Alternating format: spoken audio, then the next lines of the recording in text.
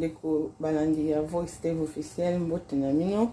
J'espère que bino nyonso boza bien na kati na bandako. Merci beaucoup na ba abonné nyonso oyo bazo continuer toujours ko s'abonner na kati ya chaîne na biso. Na ba OP déjà bazalaka déjà na kati ya chaîne na biso. Merci beaucoup nzambe na lola ayebana kopambola bino. Alors bandeko lelo toye na recette na biso tozo sala makemba na maki. Pona osala makemba na nga na maki na besoin makemba na nga na besoin fromage na osala ham na besoin ya maki na nga na osala poivre noir na osala mungwa na osala mbuma moko ya cube. Fromage na nga yango oyo awa na râpé yango déjà yango oyo et puis na besoin litungulu na mwa ndembi na nga. Alors pona kobanda recette na biso na kobanda nanu kokata makemba na nga pona na kende kokalinga yango.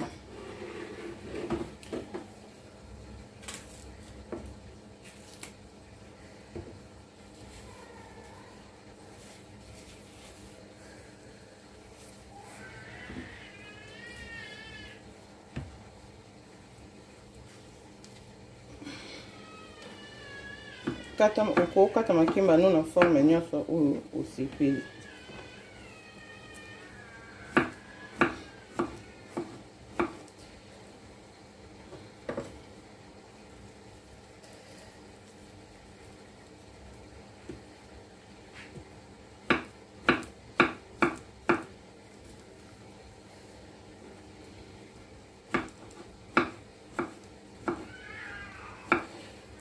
Merci beaucoup bandeko. Tu vas toujours kende kokanga makemba na biso pona toleka na étape mosusu. Merci.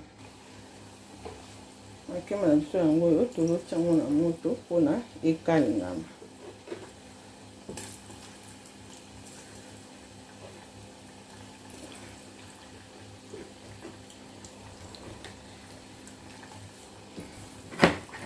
Merci beaucoup bandeko. Tozela makemba na biso ebela. Merci. Oui, bandeko, en attendant tozela makemba na biso ebela awa toye kobongisa déjà maki na biso.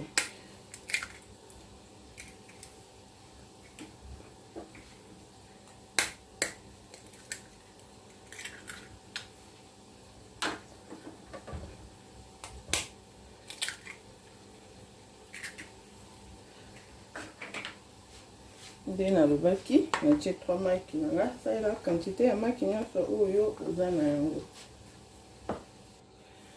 Natie 3 maki na nga nde nalobaki nazwi poivre noir na nga natie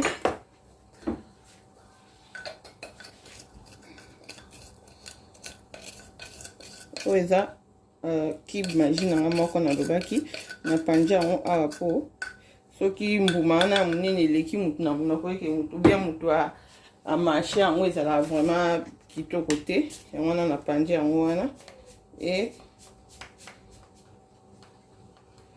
mungwa na nga natie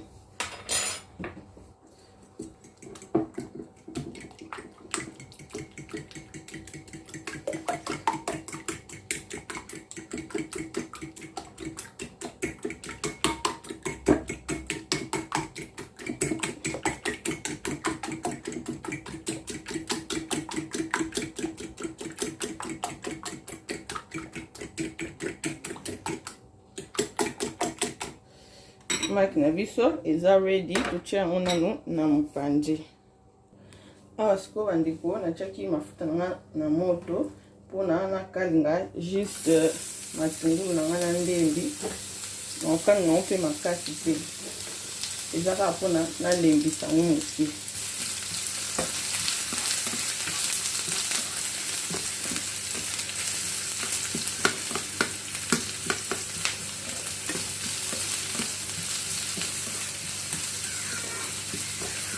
Tozela matungulu na biso elenga bandeko tokusani. Merci. Oui bandeko wana toye ko vérifier matungulu na biso tobanda kokalinga kupa ezika. Alors matungulu na biso ebeli tolingi to elembi tolingi toleka na étape mosusu. Merci. En attendant tozela matungulu na biso esila moto tozo classer déjà makemba na biso na sani ya four.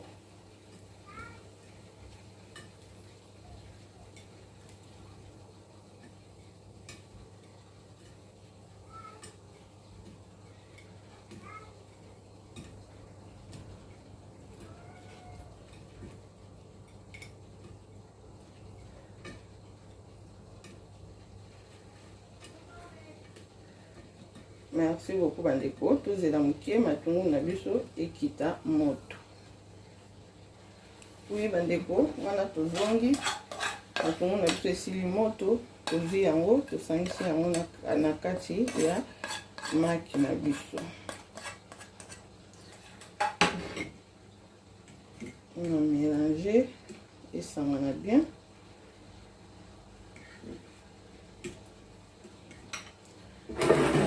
On a dit ma kimba nanga. On retient par rapport au nombre de personnes, il y a biloko no et puis quantité à ma kimba na au tali de nini pour ça. Alors bandeko tout ce qui est pocha maki na biso na four.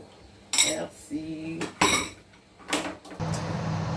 Oui bandeko, wana maki na biso totia yango na kati ya four, tozozela yango moke ebela. Après tokoleka na étape mosusu. Merci beaucoup bandeko.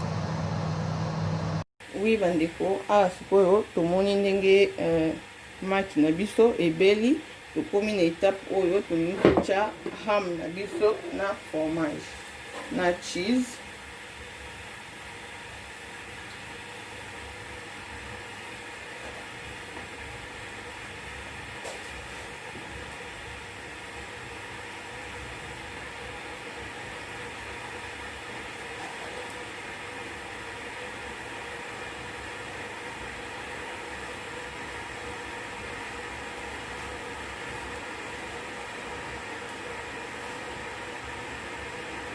Toche boye, tozokende kozongisa yango lisusu na four.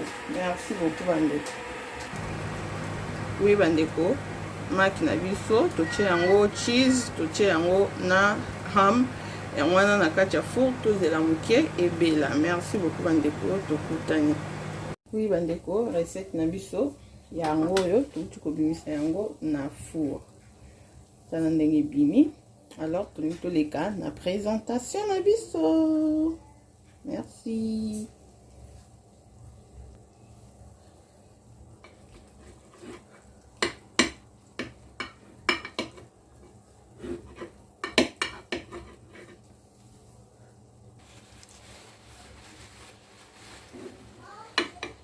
La moto. Alors, bandeko. Tous les cas, la présentation à biso. La présentation. C'est bien, mais.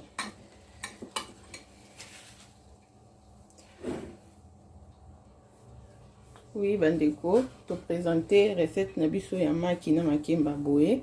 Vraiment, ils sont facile, simple à kosala.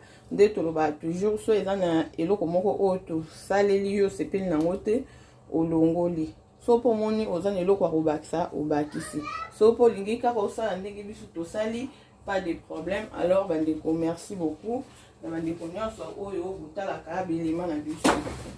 Soko sepeli na vidéo na biso, kozanga te ko partager, kozanga te ko aimer, kozanga te ko commenter et kosala biso bien. Botika ba commentaire na bino na se soki bo sepeli na vidéo na biso. Alors bandeko, merci beaucoup. Tokutana na mbala ya sima. Bye.